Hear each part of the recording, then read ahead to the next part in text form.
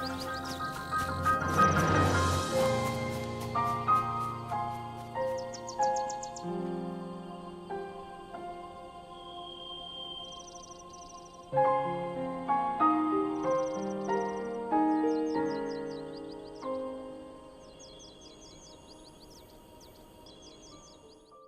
Legend of Zelda is quite possibly my favorite video game series, and Breath of the Wild is one of my favorite games in that series.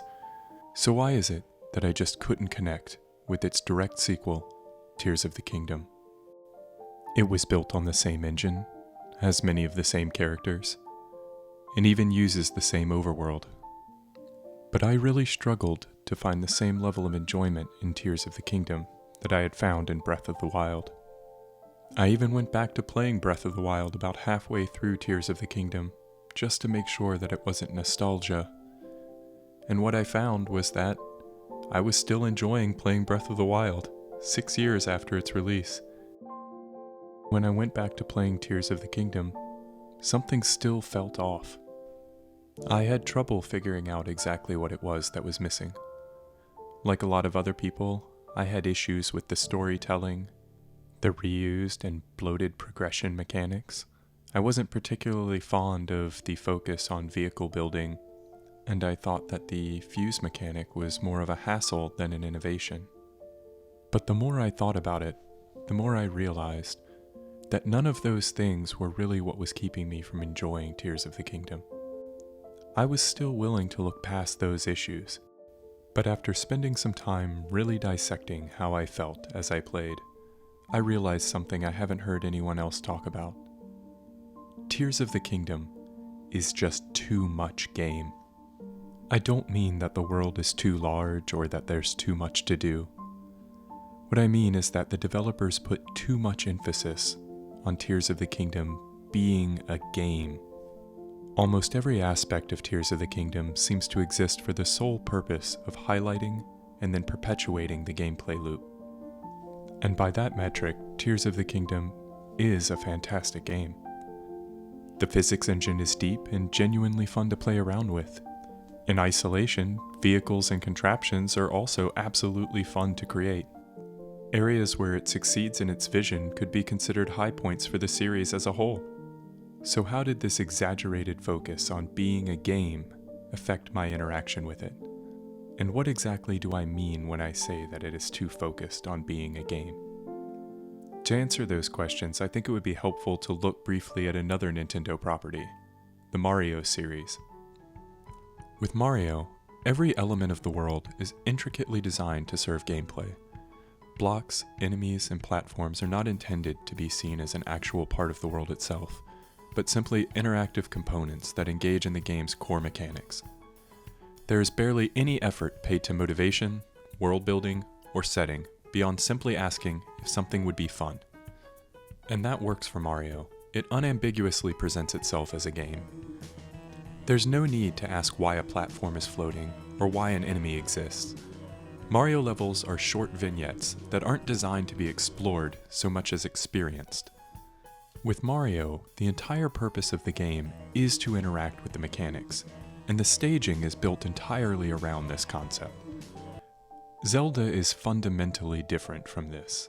It is an adventure series. It asks the player to buy into the world and immerse themselves in it. It uses a blend of narrative and environmental storytelling to drive gameplay by engaging with the player's sense of wonder and curiosity. To achieve this, puzzles, mechanics, traversal, and crafted encounters need to blend seamlessly into the world so that the player is not removed from the immersion. When you see the scaffolding of the design too clearly, it reminds you that this world does not actually exist. It removes you from Hyrule and sends you back to your couch with a controller in your hand. Rather than an adventure, you are now engaging in an overt hand-eye coordination test. It appears that with Tears of the Kingdom, the developers took some cues from Mario, and instead of worrying about integrating set pieces and mechanics into the world, they simply asked themselves, did they think it would be fun? At the end of Breath of the Wild, the final piece of DLC content you receive is the Master Cycle. It didn't fit into the world at all. It effectively broke traversal, but it was also objectively fun.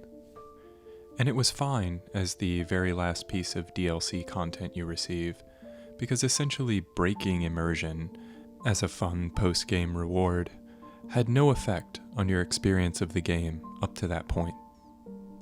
With Tears of the Kingdom, however, it seems like the developers were perfectly comfortable breaking this type of immersion almost right from the start.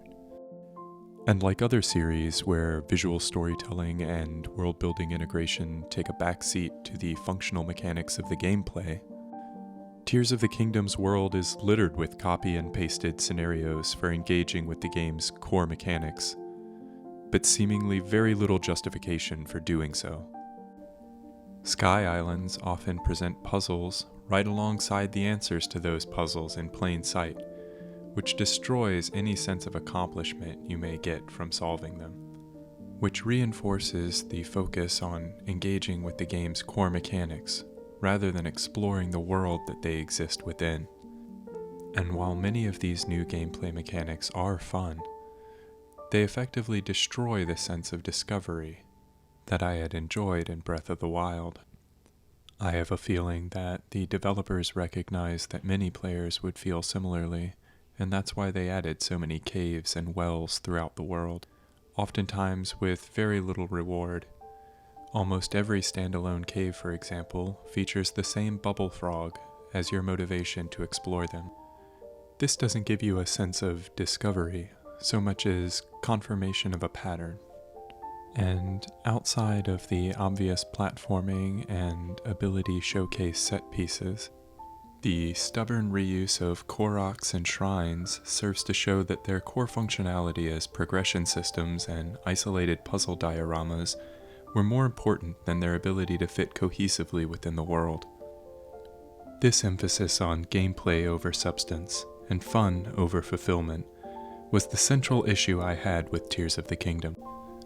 I also suspect that despite the pandemic, the difficulty in marrying the physics-based building system with an open-world adventure was one of the main reasons for Tears of the Kingdom having the longest development cycle in Zelda history, despite being built on the existing engine with a reused world and assets. Nintendo set out to take the world created in Breath of the Wild and make a more full and fun game. They absolutely did that. I'm just not sure they succeeded in making a more compelling game. Thanks for listening. I'd love to hear your comments on whether or not Tears of the Kingdom was too gameplay focused. Hey everyone, this is Draft Gallery. On this channel I discuss media, art, expression, and their relationship to the human experience. I have a lot of videos outlined and ready to be made, and you could really help keep the momentum going by subscribing.